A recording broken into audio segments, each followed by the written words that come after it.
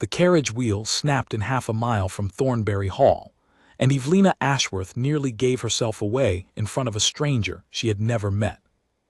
She heard the crack before she felt it, a sound like a bone breaking, and the carriage lurched so hard that her body slammed against the door. Her first instinct was sharp and immediate. She calculated the angle of the tilt, judged that the axle had gone, not the wheel rim, and reached for the strap above her head with the quick, sure grip of someone who had ridden through worse roads than this one. It was the grip of a woman who understood physics, who had once argued with her father's steward about the distribution of weight in a poorly loaded wagon and been proven right. Then she remembered herself. She let go of the strap. She let her body sag instead, let out a small frightened sound, and allowed herself to slide sideways into the cushions as though she had no more sense than a startled hen. By the time the door opened and a tall figure appeared against the gray afternoon light, Evelina was blinking up at him with wide, empty eyes, one hand pressed to her chest as if her heart might simply give out from the shock of a broken wheel. "Are you hurt?" the man asked. His voice was low, controlled, the voice of someone accustomed to being obeyed without needing to raise it. "I do not know," Evelina said, letting her words come out slow and uncertain. "There was such a terrible noise. I thought the whole world had ended." It was not the whole world, it was a wheel. But she had learned, over 3 long years, that the whole world ending was precisely the kind of thing a foolish woman might say, and foolish was what she needed to be. The man crouched at the carriage door and studied her with an attention that made the back of her neck prickle. He was younger than she had expected for a man with such authority in his bearing, perhaps 30, with dark hair pushed back from a face that gave away nothing. His eyes were a cold, clear gray, and they moved over her not with concern exactly, but with the same careful assessment she had just used on the broken axle. It unsettled her. Most men looked at her and saw nothing worth studying at all. "Can you stand?" he asked. "I believe so." She let him take her hand and help her down, and she made a small stumble on the last step, catching herself against the door frame with a helpless little laugh. "Forgive me. My ankles have never been reliable in a crisis." He said nothing to that, but something flickered behind his eyes, there, and gone so quickly she might have imagined it. They stood together on the empty country road, the broken carriage tilted behind her like a wounded animal, her coachman already crouched beside the axle muttering about a repair that would take an hour at best. The afternoon was cooling fast, clouds gathering low and gray over the hills, and Evelina understood with a sinking heart that she would need shelter before the rain came. "You are the Ashworth carriage," the man said. It was not a question. "I recognize the crest." "You know my family." "I know of them. I am your new neighbor, as it happens, Julian Voss." He paused, and something in the way he said the name made it clear he expected her to react to it, though he did not seem to expect so much as recognition. "Duke of Sandmere." Evelina felt her stomach drop, though she kept her face arranged in its usual pleasant blankness.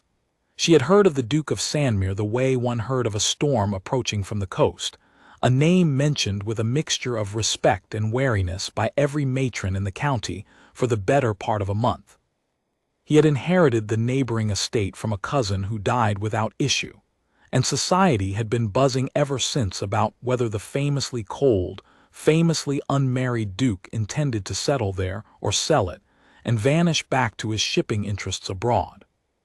"How fortunate," she said, in the breathless tone she had perfected for exactly this kind of moment. "I confess I know very little about dukes. Is one meant to curtsy in a ditch? I have never had the occasion to learn the correct manner." For a long moment he simply looked at her, and Evelina had the uncomfortable sensation of being weighed on some private scale she could not see. Then the corner of his mouth moved, not quite a smile, more the ghost of one.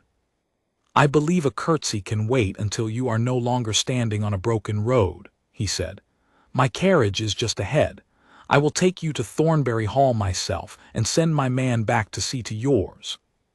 She wanted to refuse. Every instinct told her that spending even a single mile in an enclosed carriage with a man whose eyes seemed to see straight through her performance was a risk she should not take.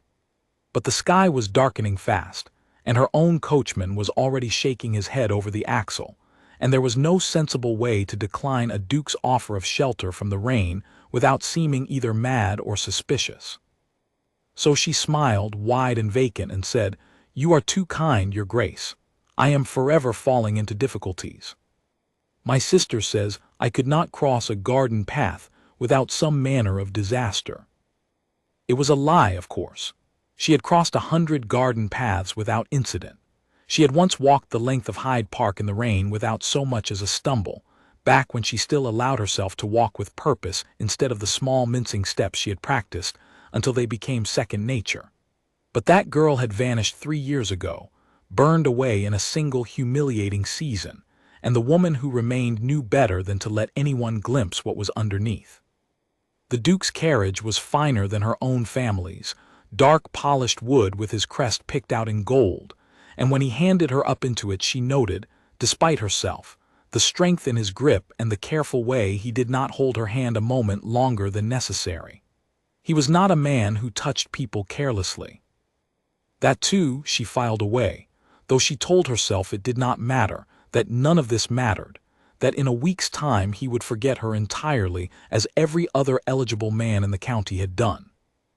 They rode in silence for the first several minutes, the rain beginning to patter against the roof, and Evelina kept her eyes fixed on the window, on the blur of hedgerows sliding past, and reminded herself of the rules she had built her life around.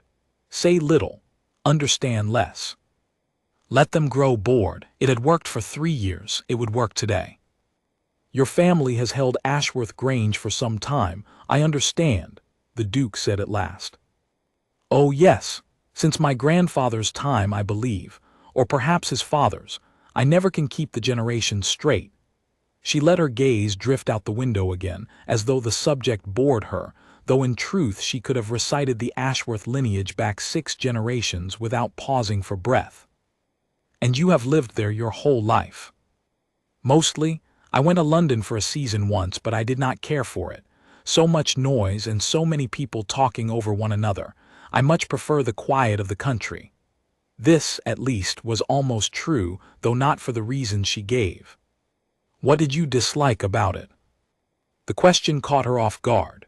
Most men, upon hearing that a woman found London tiresome, simply agreed and moved the conversation along to something else, relieved not to have to discuss politics or philosophy with a female who might have opinions of her own.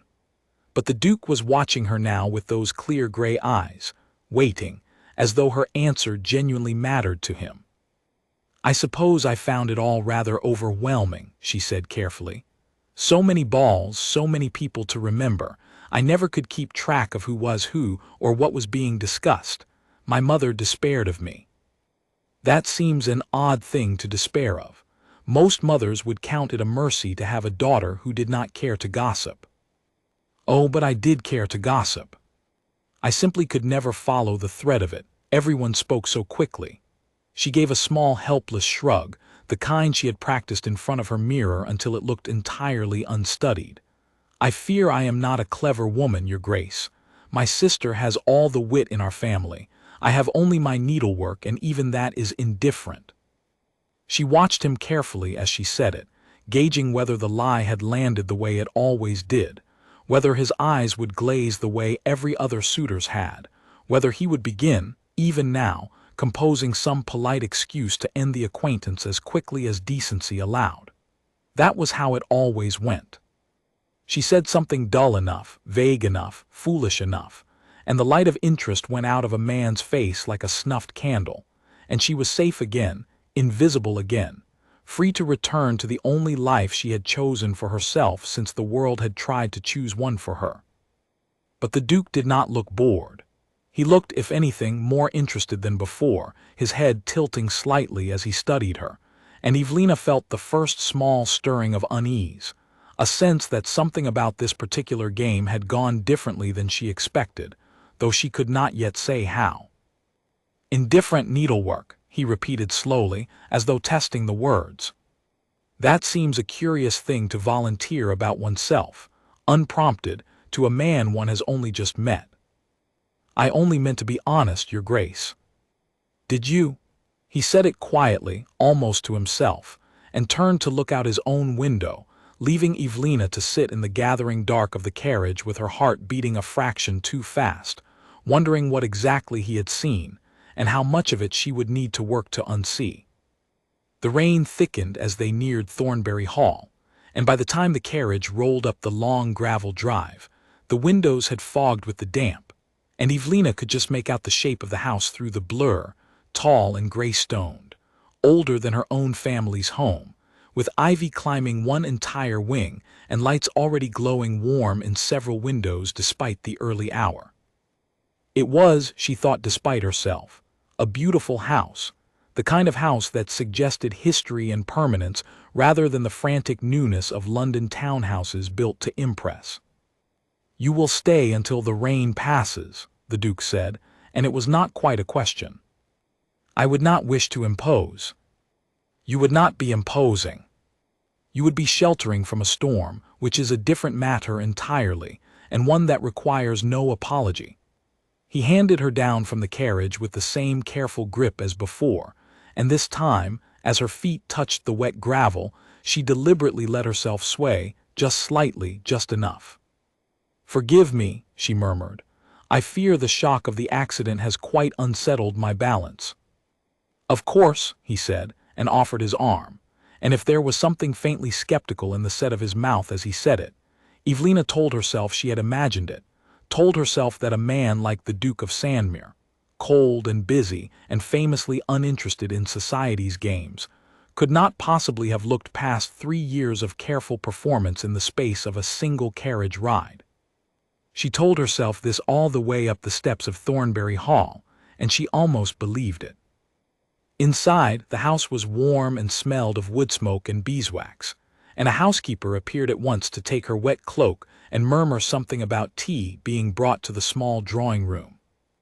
Evelina let herself be led, playing the part of the grateful, slightly bewildered guest, exclaiming softly over the size of the entrance hall in a voice pitched for maximum vacancy. And if she noticed the fine quality of the paintings lining the corridor, the obvious wealth and taste evident in every detail of the house, she said nothing of it, only widened her eyes as though such grandeur were entirely beyond her comprehension. The Duke did not join her immediately. He excused himself to see to some business regarding her broken carriage, and Evelina was left alone in the drawing-room with a cup of tea cooling in her hands and the fire crackling in the grate, and only then did she allow her shoulders to drop, just an inch, just enough to breathe properly for the first time since the wheel had broken. It had been close, closer than she liked. She thought of the strap she had almost held, the calculation about the axle she had almost spoken aloud, the small dangerous moment when her true self had surfaced like a fish rising too near the top of a pond, visible for half a second before she pulled it back under. She had gotten better at this over 3 years, so much better that most people never noticed the seams at all. But something about the Duke's gray eyes made her feel as though he had noticed everything, every seam, every stitch, and was simply choosing, for now, not to say so. She set down her tea and walked to the window, watching the rain streak silver down the glass, and told herself that it did not matter. In a week he would return to whatever business had brought him from his shipping interests abroad, or he would grow tired of country life and retreat to London, or he would simply lose interest in a woman who spoke of indifferent needlework and could not follow the thread of London gossip. Men always did. She did not yet know that Julian Voss was not most men, and that the very dullness she had offered him in the carriage had done the opposite of what she intended. It had not bored him. It had made him want to know why a woman would work so hard to seem so small. Outside in the corridor, the Duke stood for a long moment before the closed drawing-room door, his hand not quite reaching for the handle, turning over in his mind the sound of a woman who had, for one unguarded instant, gripped a leather strap with the precision of an engineer, and then, in the very next breath, transformed herself into someone who could not manage a curtsy without instruction. He had built an empire on his ability to read what people did not say aloud. He had negotiated with merchants who lied without blinking, captains who hid losses in their ledgers, investors who smiled while they schemed. He knew, with the same cold certainty he brought to a contract or a cargo manifest, that Lady Evelina Ashworth was lying to him, and to everyone else, and had been for some time. What he did not yet know was why. But he intended to find out. The rain did not pass quickly, and by the time the housekeeper returned to inform Evelina that the road repairs would take until morning, she understood she would be spending the night at Thornbury Hall, a fact that filled her with equal parts dread and something she refused to name curiosity. A message had already been sent to Ashworth Grange to inform her parents of the delay, and Evelina sat in the drawing-room turning her teacup in slow circles, rehearsing in her mind the particular blankness of expression she would need to maintain through what promised to be a very long evening. She had grown skilled at this over 3 years, skilled enough that most nights required little effort at all. But something about Thornbury Hall, about the man who owned it, made the muscles in her face ache from the effort of holding still. Dinner was announced at 7, and Evelina descended the wide staircase in a borrowed shawl, her own traveling dress still slightly damp at the hem, and found the Duke waiting for her at the base of the stairs in a dark coat that made his gray eyes look even colder than before, or perhaps sharper was the better word, because there was nothing dead in the way he watched her descend, nothing bored or dismissive. He watched her the way a man watches a puzzle he intends to solve. "I hope you do not find the accommodations too dull," he said, offering his arm. "I fear Thornbury has not entertained a guest in some years. My cousin, who held the estate before me, preferred solitude." "I am sure it is lovely," Evelina said, letting her voice trail with the vague pleasantness she reserved for topics she wished to seem uninterested in. "Houses are all much the same to me, I confess, one room and then another." "Is that so?" "Oh, yes. My sister notices such things, the moldings and the wallpaper and so forth. I only notice whether a chair is comfortable." He led her into a dining room lit by candles down the length of a table far too long for 2 people, and Evelina noted, with the part of her mind she could never fully silence no matter how hard she tried, that the room had been recently redecorated, the plasterwork restored, the old portraits cleaned and rehung with obvious care. This was not a man who neglected his properties. This was a man who paid attention to everything, which made her performance all the more dangerous to maintain. They were seated at one corner of the table rather than at opposite ends, close enough to speak without raising their voices, and Evelina understood this had been a deliberate choice on his part, though she could not guess whether it was meant as courtesy or strategy. "Tell me about your sister," the Duke said, once the soup had been served. "You mentioned she has all the wit in the family." "Portia, yes. She is 17 and clever as a fox, and everyone says she will make a brilliant match when she comes out next season." Evelina smiled the smile she used for talking about her sister, which required no effort at all to make convincing, because whatever else was false about her performance, her love for Portia was entirely real. "She reads faster than I can turn pages. I have never managed to keep up with her." "And you do not read?" "Oh, I read novels mostly." Nothing very improving.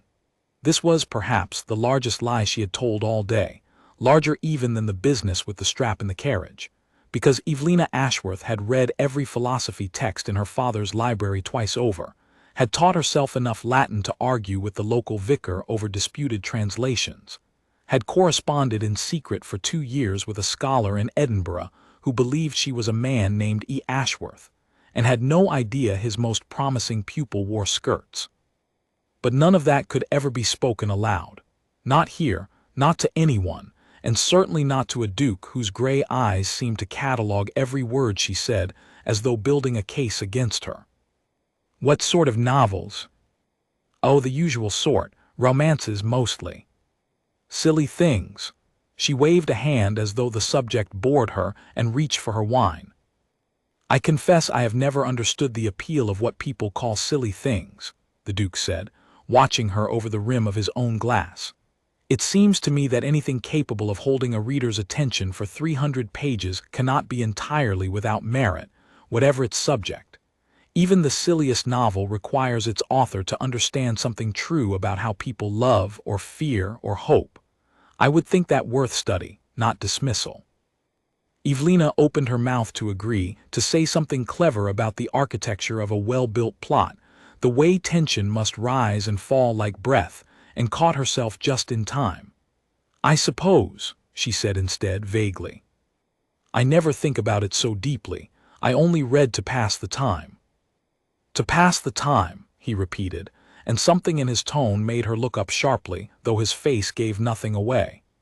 "You strike me, Lady Evelina, as a woman with a great deal of time to pass, and very little interest in wasting any of it." "I do not know what you mean, Your Grace." "Nor, I think, do you wish to."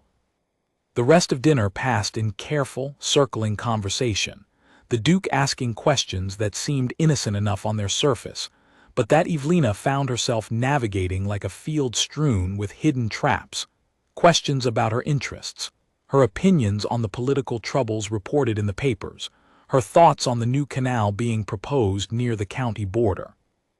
Each time she deflected with vagueness, claiming ignorance, claiming disinterest, claiming a woman's mind simply did not run to such matters, and each time she felt his attention sharpen rather than dull, as though her very evasions were themselves a kind of answer he was patiently recording.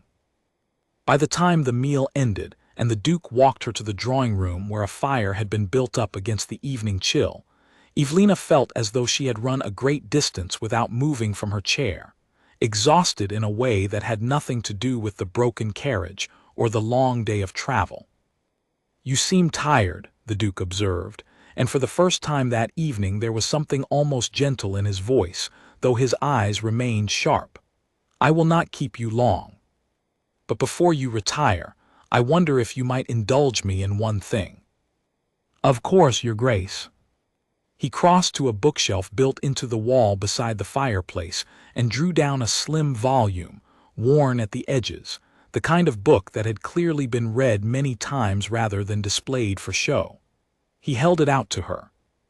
"A friend of mine in Edinburgh sent this to me some months ago.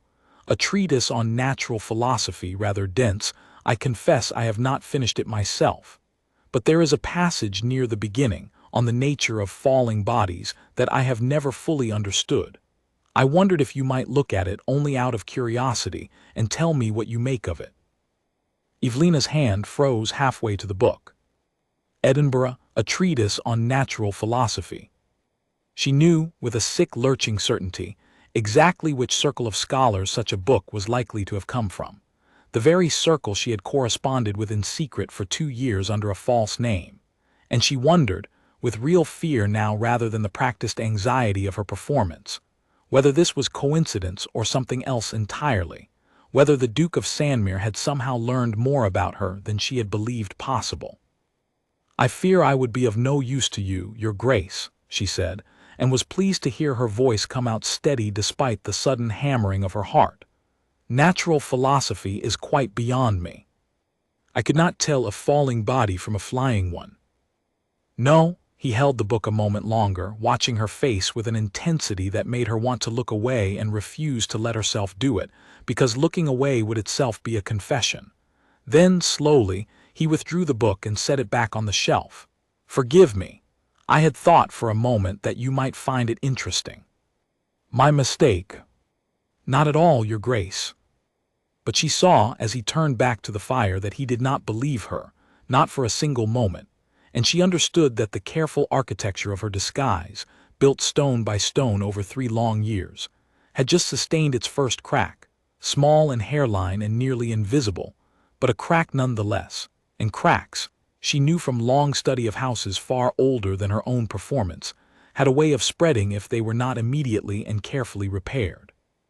She said her good night soon after, pleading fatigue that was, for once, entirely genuine, and climbed the stairs to the guest chamber the housekeeper had prepared for her, and sat for a long while on the edge of the bed without undressing, staring at the fire someone had already lit against the evening chill, turning over in her mind every word she had spoken that day, searching for the exact moment she had given herself away. She could not find it, that was the worst part. She had followed every rule she had built for herself, deflected every question, feigned every appropriate vagueness, and still the Duke of Sandmere looked at her as though he could see straight through the mask to the woman beneath it. The woman who had once been the wittiest debutante of her season, who had once loved nothing more than a sharp debate over dinner, who had once believed, foolishly, that a clever mind might be an asset rather than a danger to a woman hoping to live her life on her own terms. 3 years ago, she had believed that.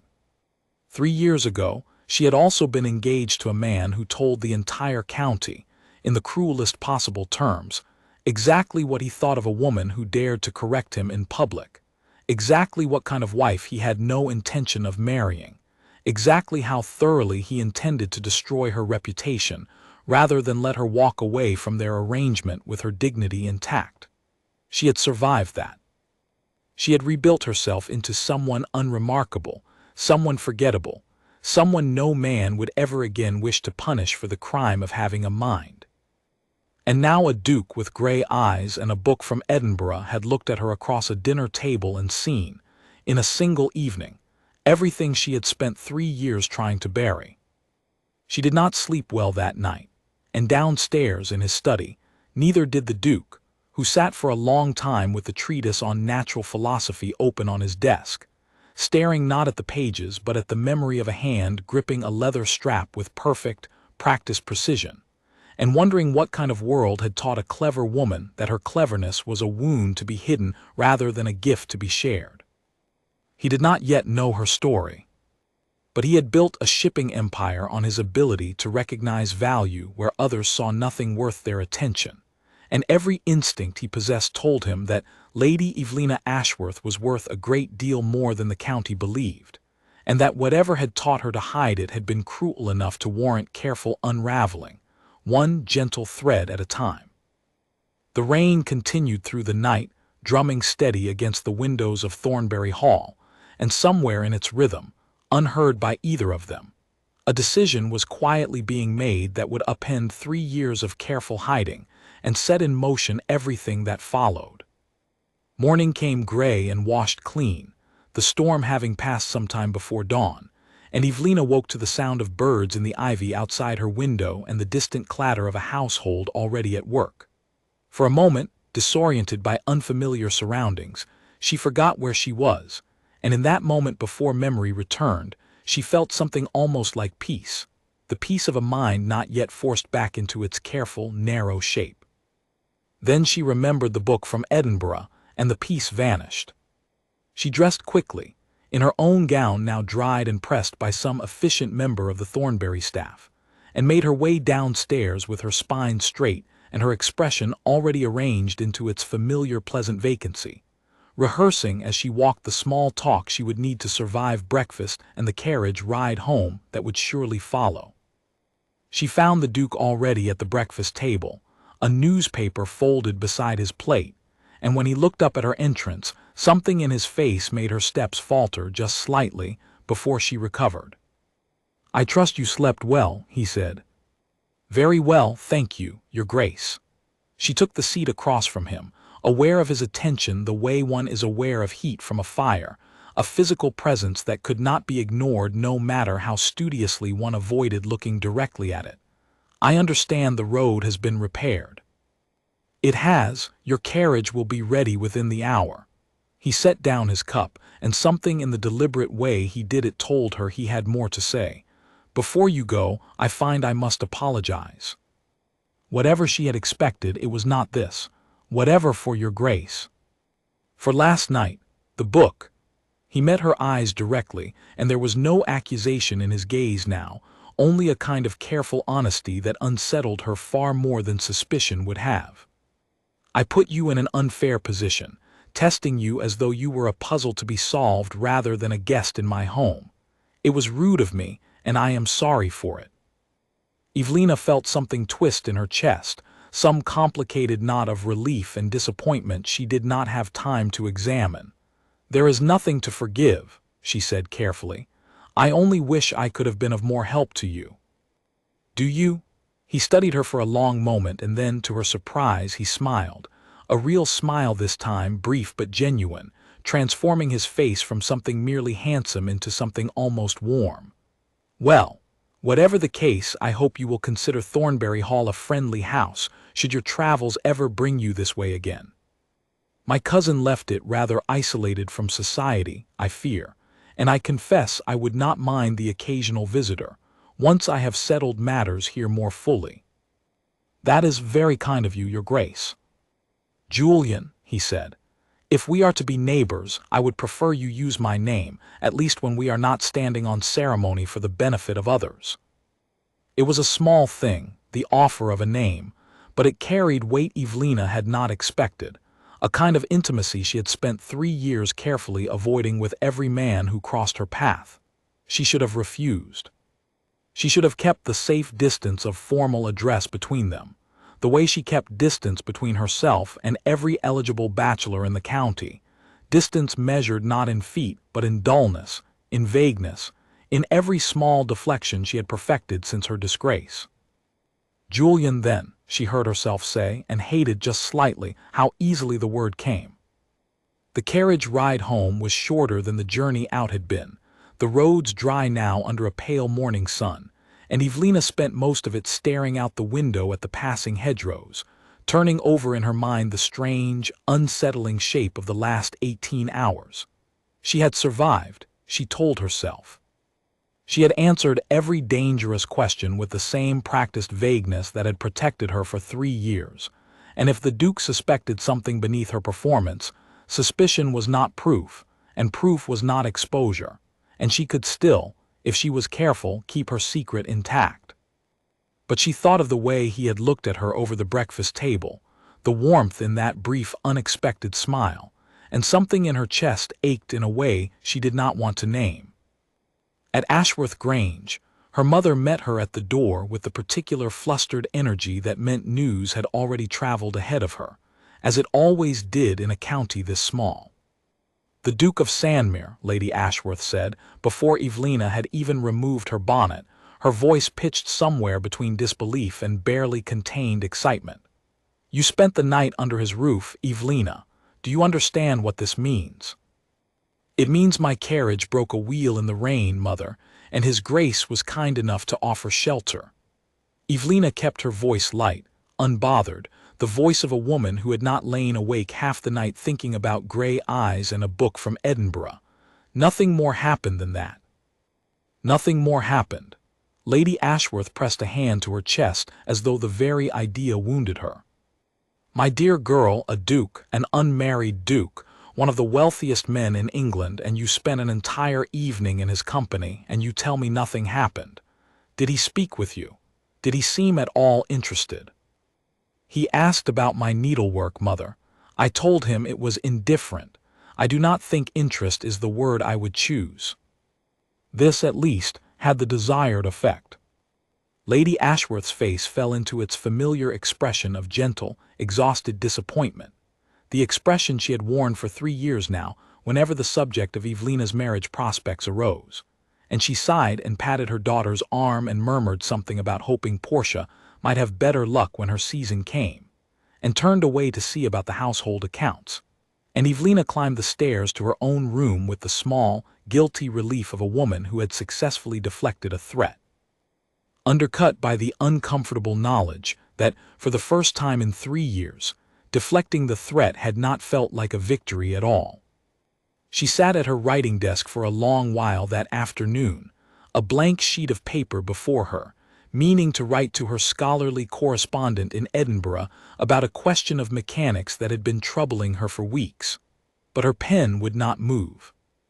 She kept thinking instead of the Duke's voice asking whether she read, of the careful trap laid and only barely avoided, of the unsettling sense that somewhere behind those clear gray eyes, a man of considerable intelligence and even more considerable resources had begun quietly assembling a case against her, one small observation at a time, and that she had no way of knowing how long her careful performance could withstand that kind of scrutiny.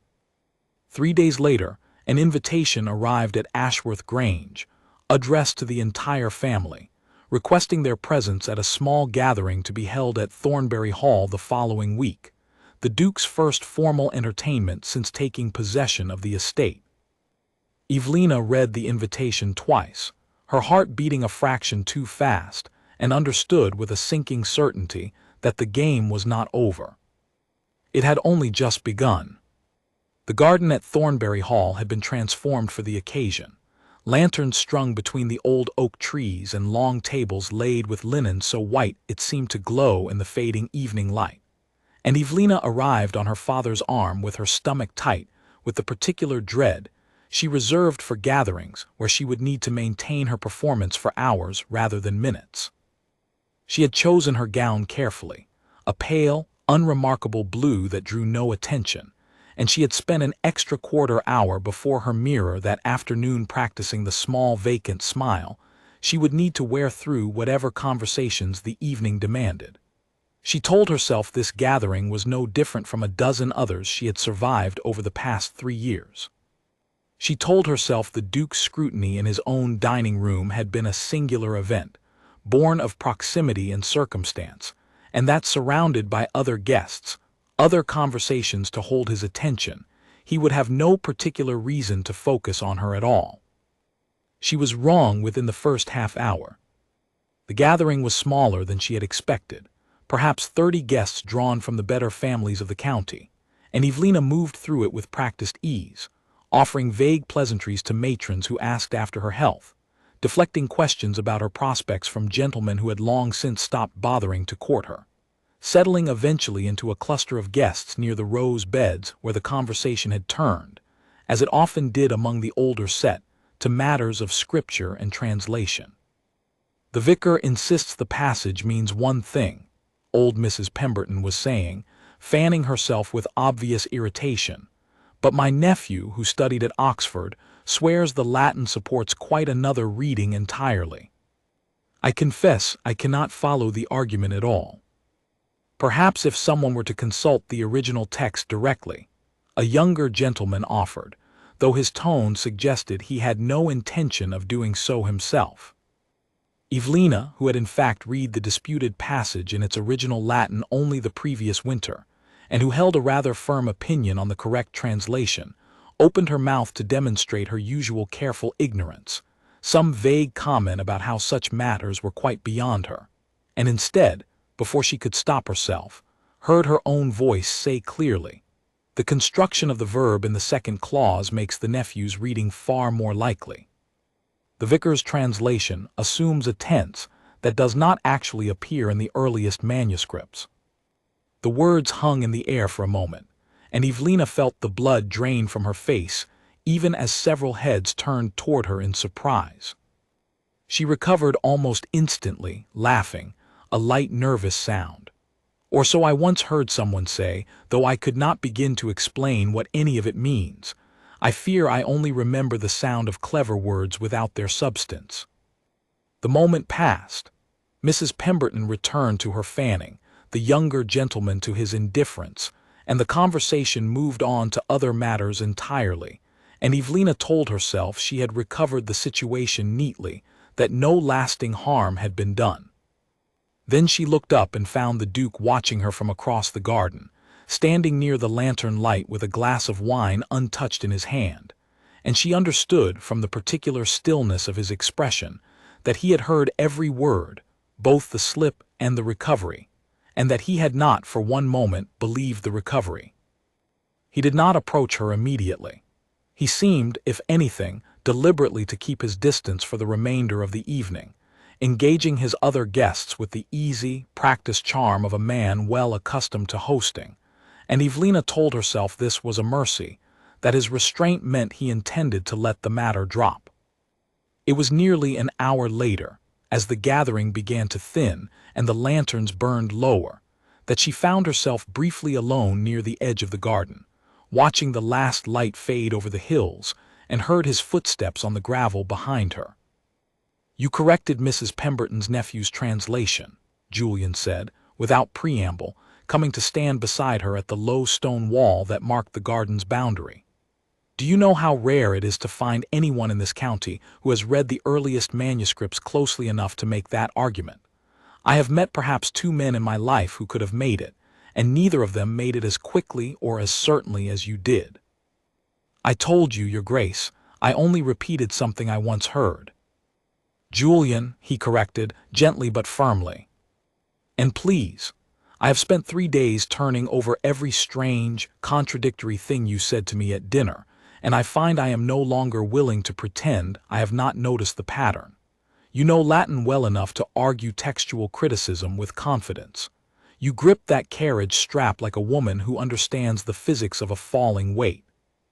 You speak of novels as silly things and then, for one unguarded moment tonight, revealed a mind sharper than half the scholars I have corresponded with. I do not say this to trap you, or to expose you before your neighbors. I say it because I would like to understand why a woman with such a mind works so hard to convince the world she has none. Evelina's hands had gone very cold, gripping the stone wall for support she did not entirely need. You are mistaken, Your Grace. Am I? He did not sound angry. He sounded, if anything, gentle, and that gentleness was somehow harder to bear than accusation would have been. I have built an empire on my ability to read what people do not say aloud, Lady Evelina. I do not make mistakes of this kind. She turned to face him then, and whatever careful vacancy she had maintained through the long evening cracked, just slightly, just enough for something real to show through. And if you are not mistaken, she said quietly, what then? What is it you imagine you have discovered? I do not know yet, Julian said. That is precisely why I am asking, rather than assuming. The garden was quiet around them. The last of the other guests gathered near the house, their voices a distant murmur, and Evelina stood at the edge of the stone wall with the Duke of Sandmere's steady gray eyes fixed on her face, and felt, for the first time in 3 years, the terrible temptation to simply tell the truth. She did not that night. She made some excuse about the hour growing late, about her parents expecting her, and left the garden with her heart pounding and her carefully constructed disguise shaken, but not yet broken. And all the way home in the carriage, she turned over his words in her mind, the word he had used not accusation but discovered, as though he had found something valuable rather than something shameful, and could not decide whether that made her situation more dangerous, or simply more confusing than it had been before. In the weeks that followed, Julian became a quiet, persistent presence at the edges of Evelina's carefully ordered life, appearing at the small gatherings the county's families arranged among themselves, calling occasionally at Ashworth Grange with some polite pretext, a borrowed book to return, a question about a shared boundary hedge, an invitation to some minor entertainment at Thornbury Hall. He never again confronted her directly the way he had at the garden wall. Instead, he seemed content to simply watch and wait, and set small, careful traps that Evelina found herself navigating with increasing difficulty. He would mention, in passing, a misquoted line of poetry, watching her face for the flicker of correction she could not always suppress in time. He would ask her opinion on some minor point of estate management, a question of drainage or crop rotation, and listen with evident interest to her deliberately vague, deliberately foolish answers, and then, days later, mention the same question to her father, and compare, she suspected, the substance of the two conversations. She began to dread his visits and to anticipate them in equal measure, a contradiction she found deeply unsettling, because dread she understood.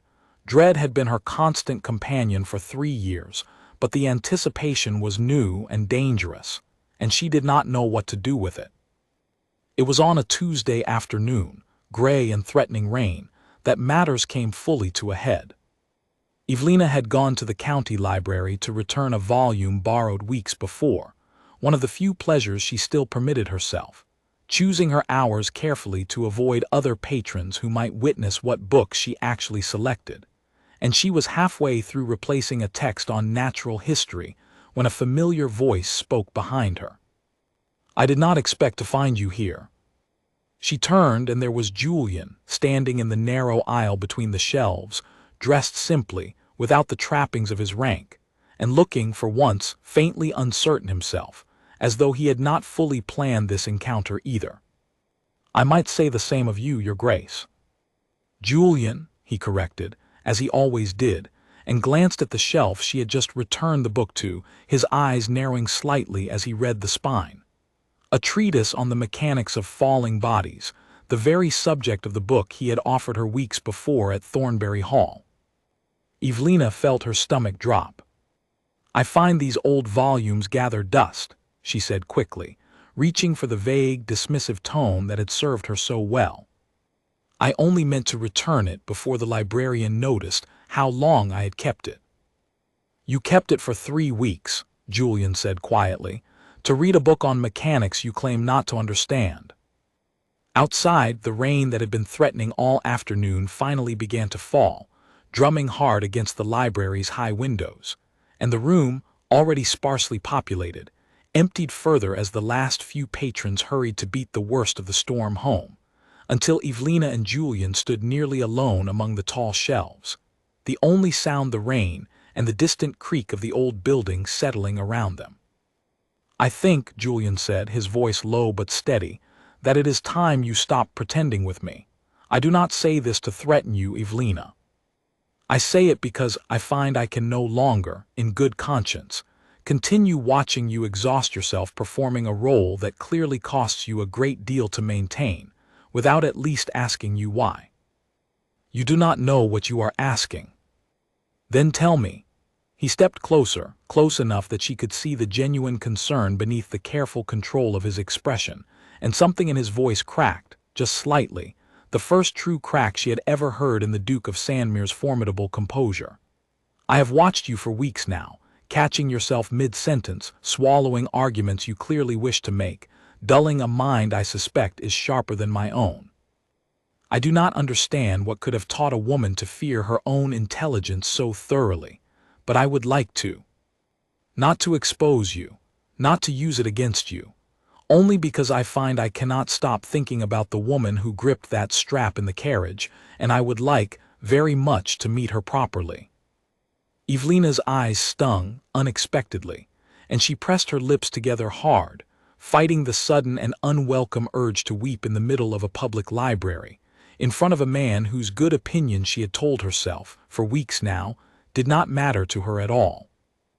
If I tell you, she said finally, her voice barely above a whisper, you must promise me it goes no further than this room. Not to my family, not to society, not to anyone. You have my word, Julian said, for whatever it is worth. She believed him. That perhaps was the most frightening part of all, that after 3 years of trusting no one, of building her entire life around the assumption that any man who learned the truth would use it to destroy her, she found herself standing in a rain-lashed library believing, completely and without reservation, the quiet promise of the Duke of Sandmere. 3 years ago, she began, and the words once started seemed to pour out of her with a force she had not expected, 3 years of careful silence breaking apart all at once. I was engaged to a man named Reginald Ashby, the second son of an earl, a man everyone considered a brilliant match for a girl with my modest fortune. I was, at the time, not at all the woman you see before you now. I was considered witty, clever. I argued philosophy at dinner parties and corrected gentlemen's Latin without a second thought, and for a while, it seemed to make me interesting rather than intolerable, and I mistook that interest for acceptance. What happened? I corrected him, Reginald, at a dinner party before a dozen guests over some minor point of history he had gotten wrong. It was nothing, a small thing, the kind of correction one makes without thinking twice, but he did not forgive it. He told me privately that no wife of his would ever again embarrass him before company, and when I refused to apologize for simply being right, he broke the engagement, and to punish me for the humiliation he claimed I had caused him, he spent the following months telling every drawing room in London that I was cold, unnatural, more interested in besting men than loving them, that no sensible husband would ever want a wife who could not hold her tongue. Her voice had gone very quiet, very steady, the flat steadiness of old, well-worn pain.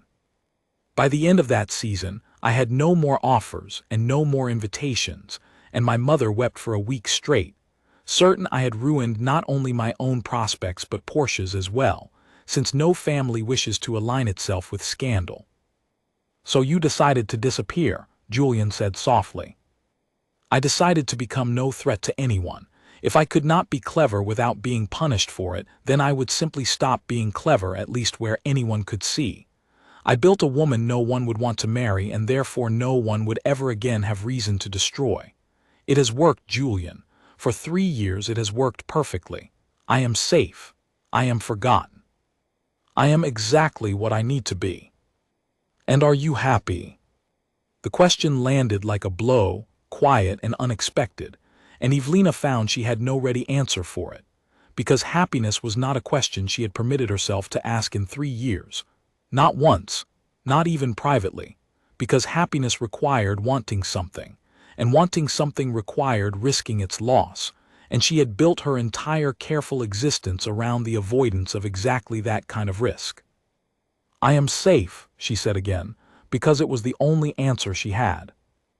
Julian studied her for a long moment, the rain still drumming against the windows, and when he spoke again, his voice was gentle in a way that undid something in her chest she had thought permanently sealed. Safety and happiness are not always the same thing, he said. I would like, if you will allow it, to help you discover whether you might have both. Evelina did not answer him at once.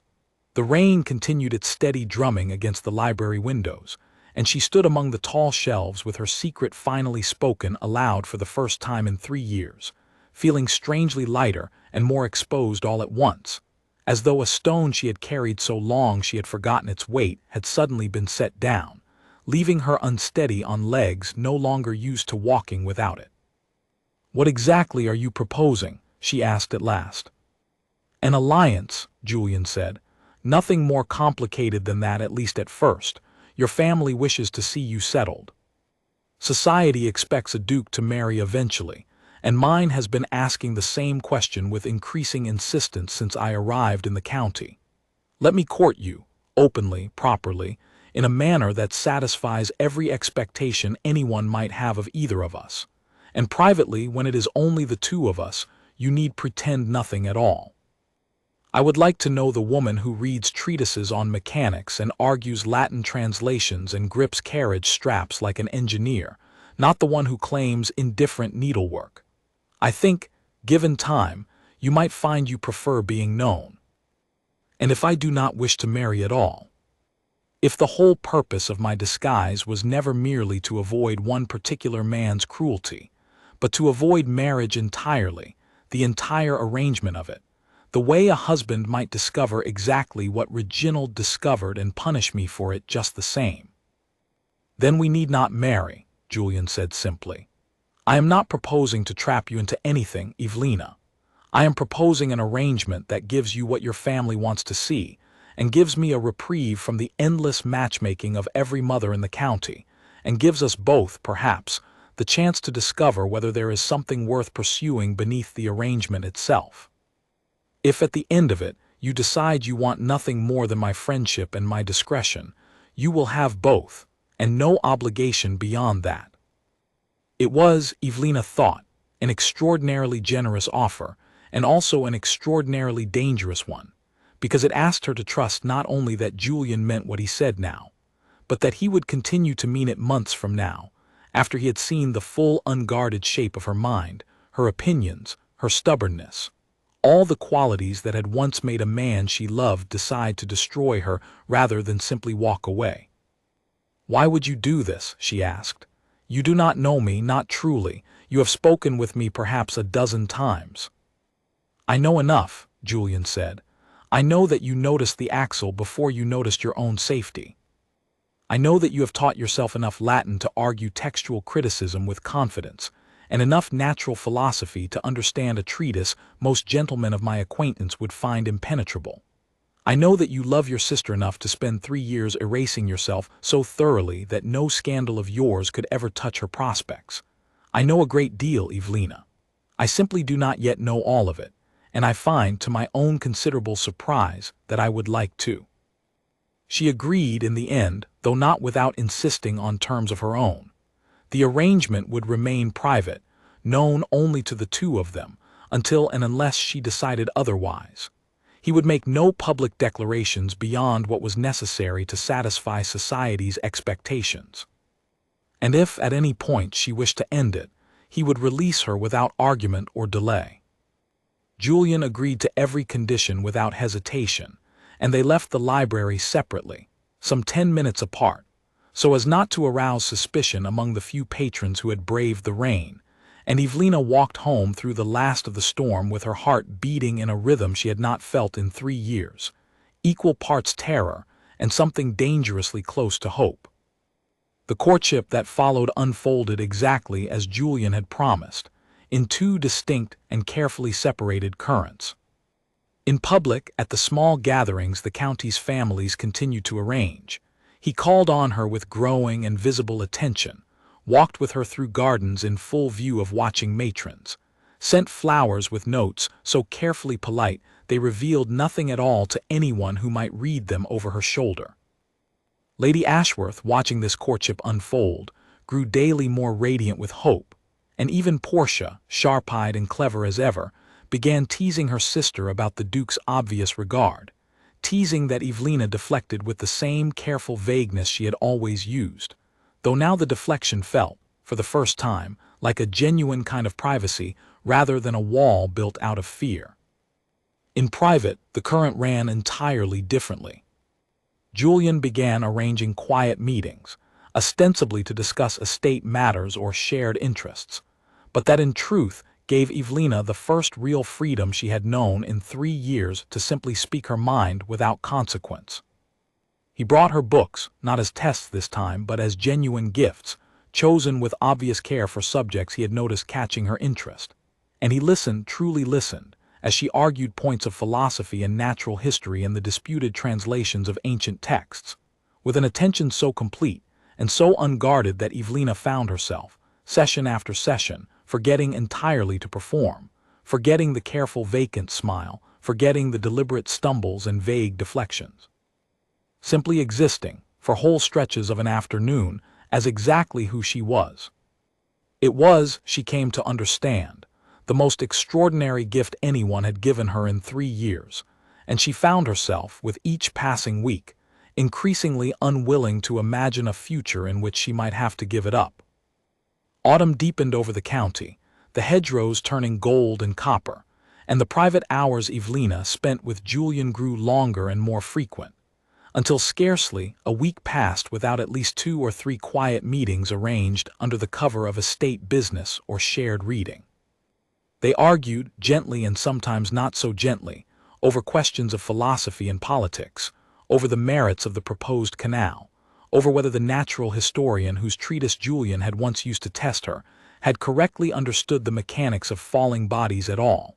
And Evelina discovered, to her considerable surprise, that disagreement with Julian carried none of the danger she had spent 3 years learning to fear. He did not sulk when she proved him wrong. He did not grow cold or dismissive.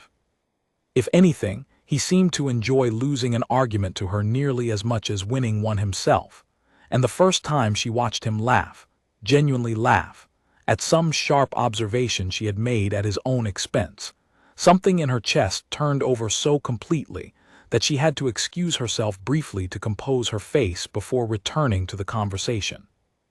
She began, without quite meaning to, keeping a private accounting of these moments, small treasures she turned over in her mind during the long evenings when she was once again required to be the vacant, unremarkable woman her family and neighbors expected. The way Julian's serious expression softened when she made him laugh. The careful attention he paid whenever she spoke, as though her words carried genuine weight rather than merely filling silence.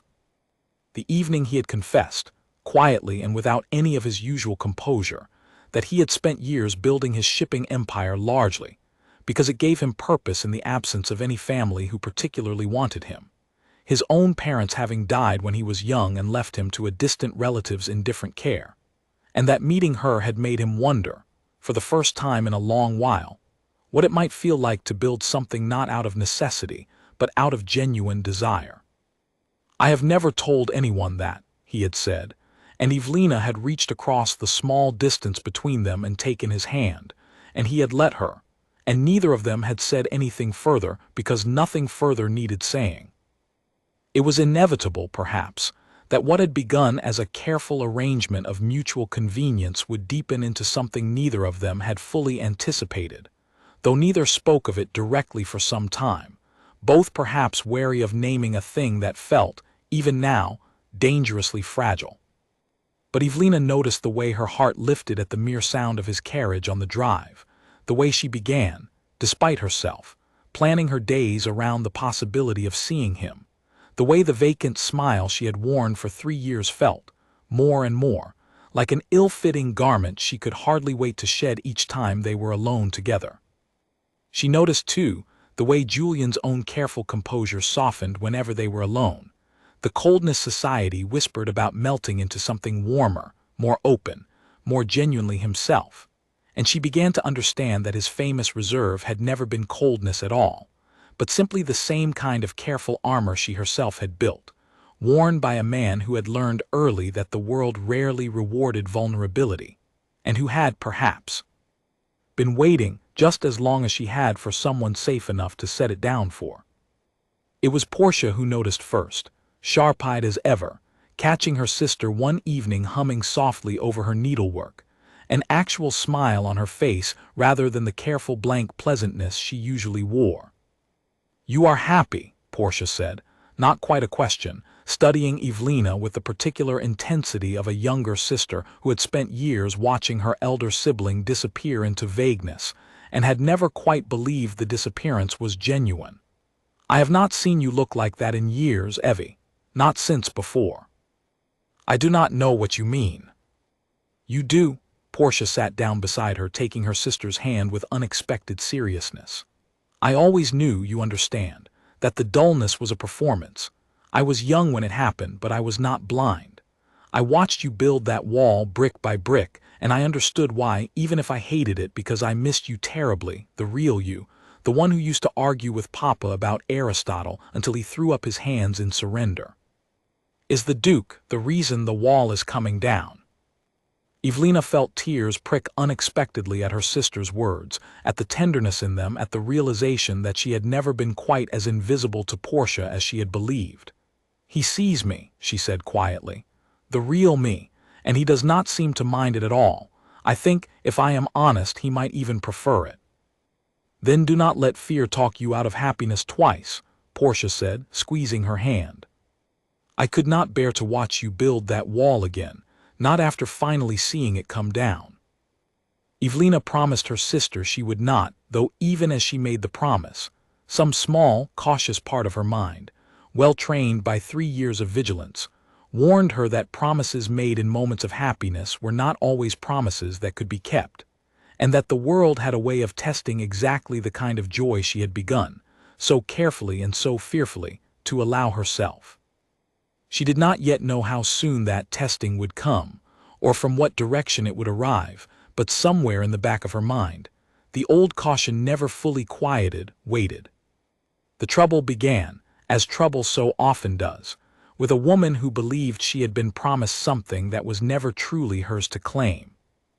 Lady Cordelia Winters, the daughter of a viscount whose estate bordered the county to the east, had spent the better part of 2 years positioning herself as the obvious choice for any duke foolish enough to remain unmarried past 30, and she had watched Julian's growing attention to Evelina Ashworth with an anger that sharpened, week by week, into something considerably more dangerous than mere disappointment. She was clever, Cordelia, clever in the particular way of a woman who had spent her whole life learning to weaponize charm, and she had noticed, as few others had, the strange gap between the vacant, unremarkable woman Evelina presented to society and the sharp, watchful intelligence that occasionally flickered behind her eyes when she believed no one important was paying attention. Cordelia had not understood the reason for the disguise, not at first, but she had understood, with the instinct of a natural strategist, that a disguise this carefully maintained had to be hiding something, and that something, once exposed, might prove useful. It was at a small autumn assembly, some 6 weeks after Evelina and Julian's private arrangement had begun, that Cordelia found her opportunity. She had drawn Evelina aside under the pretense of admiring her gown, and in the course of a seemingly innocent conversation, mentioned, with careful casualness, a rumor she claimed to have heard from a mutual acquaintance in London, a rumor about a scholar in Edinburgh who corresponded with a student signing letters only as E. Ashworth. Evelina's face, for one unguarded instant, had betrayed everything. Cordelia had smiled, satisfied, and said nothing further that evening, but within a fortnight, a story began circulating through the drawing rooms of the county, a story more damaging for how closely it wove truth and cruelty together. The story claimed that Evelina Ashworth had spent 3 years playing the fool deliberately, not out of any genuine wound or fear, but as a calculated performance designed to lower the guard of unsuspecting gentlemen, that she had studied Julian's habits and interests before ever meeting him, learning enough of natural philosophy and Latin to eventually reveal herself as his intellectual equal at precisely the moment most likely to charm him, that the entire courtship had been, from its very first moment on that rain-soaked road, an elaborate trap set by a scheming woman determined to secure a duke's fortune through deception. It was, Evelina thought when she first heard the whispers repeated back to her by a mortified Portia, a monstrous distortion of the truth, and yet monstrous precisely because it contained enough real fact. The Edinburgh correspondence, the careful performance, the eventual revelation, to seem entirely plausible to anyone inclined to believe the worst of an unmarried woman suddenly courted by one of the wealthiest men in England. "They are saying you trapped him," Portia said, white-faced, having returned from a morning call with the story already spreading like fire through dry grass. "That you planned it all, that you are not who you seem, that Julian has been deceived from the very first day." "Some of it is true," Evelina said quietly, her hands cold despite the fire burning in the drawing-room grate. "Not the trap, never the trap, but the performance was real, Portia, and now society has learned of it, and I do not know how any of them will ever believe I did it out of fear rather than calculation." "Julian will believe you," Portia said, with the fierce certainty of a younger sister who had watched enough of this courtship to trust in it completely. "He knows you, Evie. Truly knows you." But Evelina, sitting very still with her hands folded tightly in her lap, was not so certain because she remembered with sudden vivid clarity the story of Reginald Ashby, another man who had once believed he knew her, who had once claimed to admire her wit before deciding, in the space of a single humiliating dinner, that the very qualities he had praised were in fact unforgivable flaws, and she wondered with a fear that settled cold and heavy in her chest, whether Julian, faced with a scandal that threatened his own reputation and standing, might not eventually come to the same terrible conclusion. The whispers reached Thornbury Hall within days, as such things always did, and Julian, upon hearing the full shape of the rumor, said nothing to anyone at first, only closeted himself in his study for the better part of an afternoon, turning over in his mind every conversation he had shared with Evelina since the night of the broken carriage wheel, searching, with the same careful, methodical attention he brought to any contract or negotiation, for evidence of the calculation the rumor accused her of. He found none. He found instead the memory of a woman gripping a leather strap out of pure instinct, correcting a Latin translation before she could stop herself, weeping quietly in a rain-soaked library as she confessed a wound 3 years old and never fully healed. He found the memory of her hand in his, warm and steady, on the evening he had confessed his own loneliness for the first time in his life. None of it, examined honestly, bore the shape of calculation. All of it bore the shape of a woman who had been hurt badly enough once to spend years hiding, and who had only slowly, carefully, and at considerable personal risk, allowed herself to be seen again. But Julian understood, too, the danger of the moment, understood that society cared little for the truth, once a sufficiently entertaining story had taken hold, and understood that whatever he chose to do next would determine not only his own reputation, but the entire remaining course of Evelina's life in a county that had already, once before, proven itself willing to destroy a clever woman for the crime of having a mind. He sent word to Ashworth Grange that evening, requesting Evelina's presence at Thornbury Hall the following afternoon, and when she arrived, pale and anxious, uncertain whether she was walking toward rescue or ruin, she found him waiting in the same drawing room where, weeks before, he had first offered her the treatise on natural philosophy that had so nearly given her away. "I know what they are saying," he said before she could speak at all, "and I know none of it is true, not the calculation, not the trap. I have spent this last day turning over every moment we have shared, searching for the woman the rumor describes, and I cannot find her, because she does not exist." Relief hit Evelina so hard and so suddenly that her knees nearly buckled, and Julian crossed the room quickly to steady her, his hands warm and sure on her arms. "But the story will not simply disappear because we know it false," he continued, his voice grave now urgent. "Society believes what it wishes to believe, and a scandal this delicious will not fade on its own. If we do nothing, it will follow you for the rest of your life, exactly as the last one did. I will not allow that to happen again." "What do you intend to do?" "The only thing that will settle the matter completely," Julian said, and something in his eyes, steady and unwavering, told her he had already decided that whatever came next was not a question but a resolution. "I intend to tell the truth, all of it publicly, in a manner that leaves no room for doubt or distortion. I intend to tell society exactly who you are, and exactly why I love you, and let them make of it whatever they will, though I do not much care, in the end, what conclusion they reach, so long as you are standing beside me when they reach it." Evelina's breath caught. "You love me." "I have loved you," Julian said quietly, "since the moment you nearly gave yourself away gripping that carriage strap, and I have loved you a little more with every unguarded moment since. I had not meant to tell you so plainly, not yet, not until the rumor had settled. But I find I am tired of careful timing, Evelina. I find I would rather tell you the truth now, when you most need to hear it, than wait for some more convenient hour that may never come." She wept then, finally, all the fear and exhaustion of the past weeks breaking loose at once, and Julian held her through it, saying nothing further, only steady and present and entirely unmoved by the tears, and when at last she quieted, she found herself looking up at him with a clarity she had not permitted herself in 3 long years.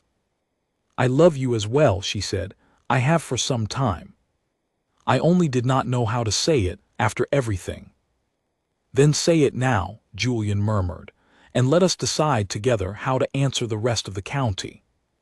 The opportunity to answer the county came sooner than either of them expected, in the form of a grand assembly hosted by Lord and Lady Pemberton, an event that every family of consequence for 20 miles had been invited to attend, and that Cordelia Winters, Evelina understood with grim certainty, had likely anticipated as the perfect stage upon which to watch her rival's public humiliation unfold. Evelina dressed that evening with more care than she had allowed herself in 3 years, choosing not the pale, unremarkable blue she had worn for so long, but a deep green gown that had belonged to her grandmother, rich and striking, the kind of gown a woman wore when she intended to be seen rather than overlooked. Portia fastened the clasps at her back with hands that trembled slightly, whether from nerves or excitement Evelina could not entirely tell. "You look like yourself again," Portia said softly, meeting her sister's eyes in the mirror. "Truly yourself for the first time in years." "I feel rather like I am walking into battle," Evelina admitted. "Perhaps you are. But you will not walk into it alone." The assembly room at the Pembertons was already crowded and glittering with candlelight when Evelina arrived on her father's arm, and she felt the familiar prickle of attention as heads turned toward her, whispers rippling outward in the particular way whispers did when a scandal's central figure finally appeared in public. She held her chin level and her spine straight, refusing, for the first time in 3 years, to shrink beneath the weight of other people's judgment, and she found Julian waiting near the entrance, resplendent in formal dress, his expression calm and certain in a way that steadied her nerves the moment their eyes met. He crossed the room to her immediately, in full view of every guest present, and bowed over her hand with a formality that nonetheless carried unmistakable warmth. "Lady Evelina," he said, loud enough for those nearby to hear clearly, "I am glad you have come. There is something I have been meaning to say to the assembled company, and I find I would much rather say it with you beside me than otherwise." A hush began to spread through the room as other guests noticed the exchange.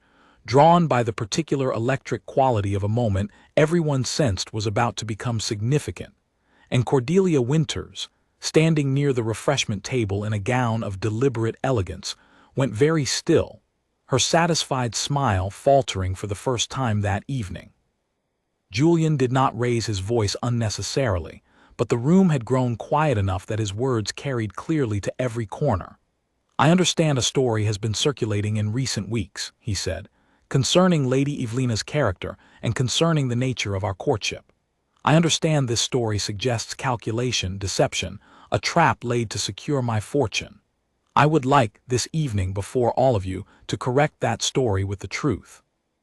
He paused, and in that pause, Evelina felt the full weight of every eye in the room settle upon her, and she made herself stand tall beneath it, made herself remember Portia's words, that she would not walk into this alone. "3 years ago," Julian continued, "Lady Evelina suffered a cruelty that few of you likely know the full details of, a broken engagement in which she was punished, publicly and viciously, for the simple crime of possessing a clever and well-educated mind. Rather than see her sister's prospects damaged by continued scandal, she made the difficult choice to hide that mind from the world, to present herself as unremarkable, forgettable, safe from further harm.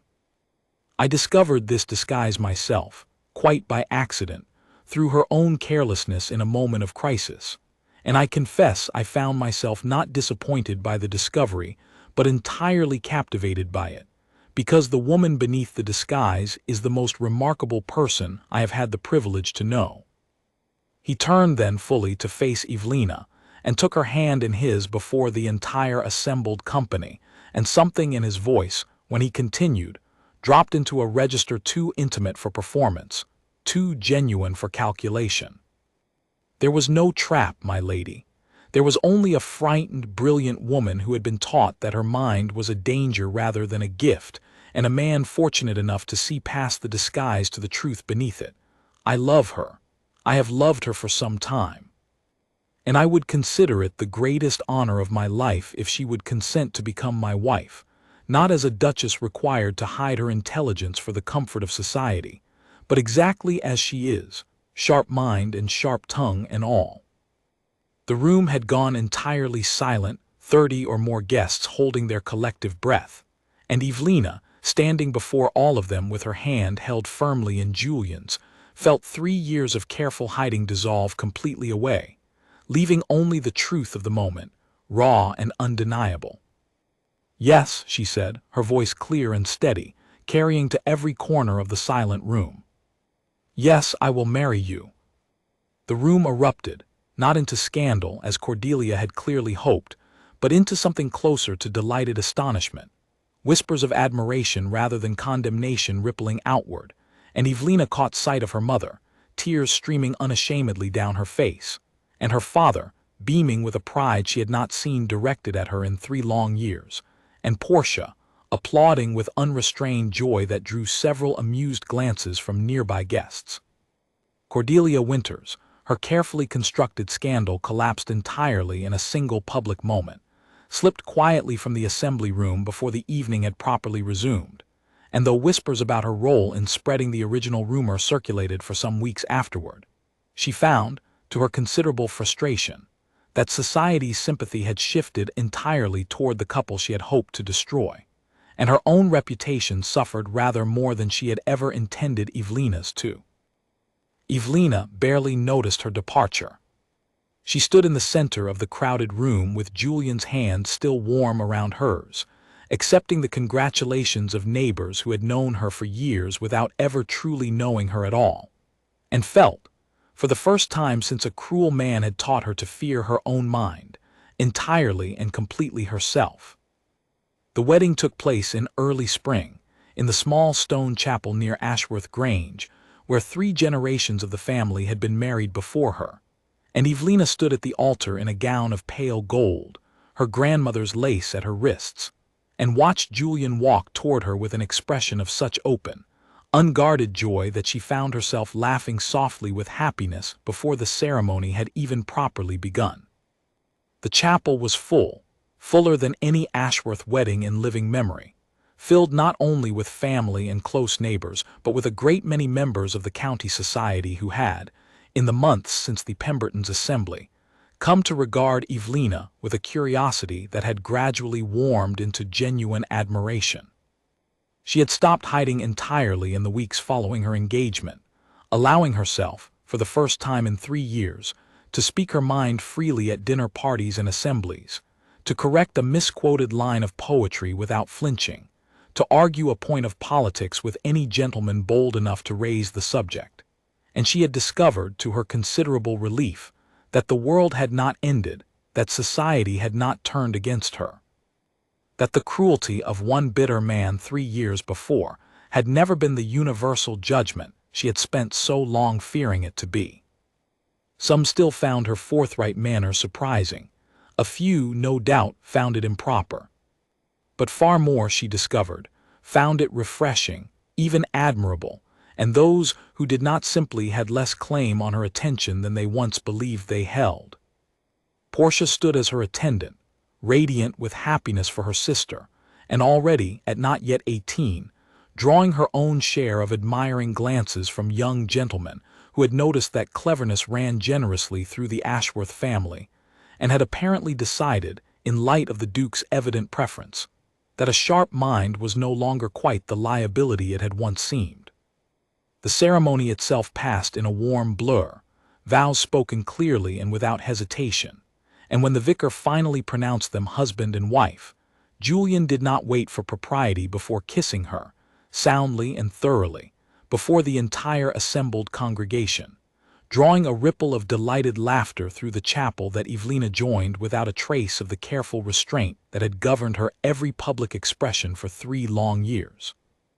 Afterward, at the wedding breakfast held in the gardens of Ashworth Grange, freshly bloomed with the first flowers of the season, Evelina moved among her guests not as the vacant, forgettable spinster the county had known for 3 years, nor as the frightened, hidden woman who had built that disguise out of necessity, but as herself entirely, laughing freely, arguing happily with an elderly scholar about a disputed point of history, discussing the proposed canal with unabashed interest, correcting, with visible delight rather than furtive anxiety, a young gentleman's misremembered quotation of a well-known poem. Julian watched her from across the garden with an expression of quiet, profound contentment, and when she caught his eye and smiled, he crossed to her side and took her hand, and neither of them needed to speak the thought they shared in that moment, that whatever challenges still lay ahead, whatever future difficulties society or circumstance might present, they would face them together, without pretense, without disguise, exactly as they were. "Any regrets?" Julian asked quietly, as the afternoon light softened toward evening and the last of the wedding guests began to take their leave.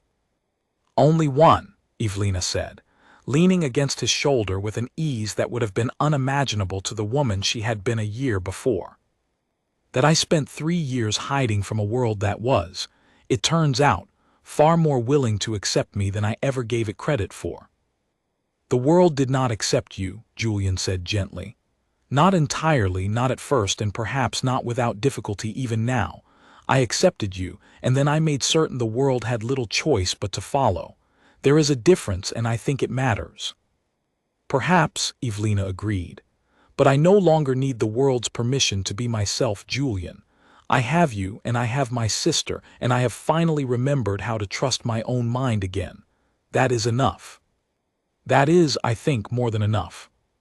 She looked out over the garden, filled with the last golden light of the wedding day, at her mother laughing with Julian's household steward, at Portia surrounded by a cluster of admiring young guests, at her father raising a glass in a toast to a daughter he had feared, for 3 long years, he might never see truly happy again, and she felt, for the first time since a cruel man's cruelty had taught her to fear her own brilliance, entirely and completely free.